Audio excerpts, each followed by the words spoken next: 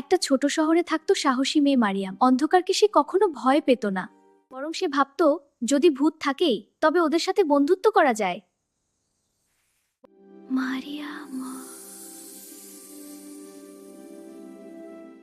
কে তুমি? কাঁদছো কেন?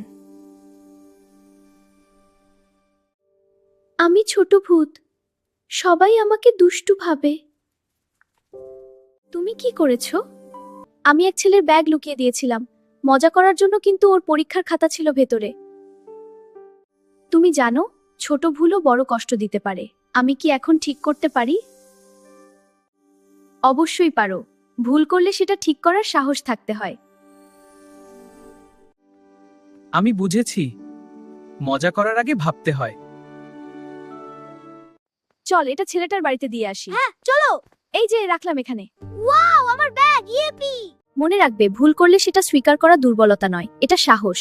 আর কাউকে না জেনে খারাপ ভাবা ঠিক না। সেদিন থেকে ছোট ভূত আর কাউকে কষ্ট দেয় না। আর মারিয়াম, সে পেয়েছে এক নতুন বন্ধু।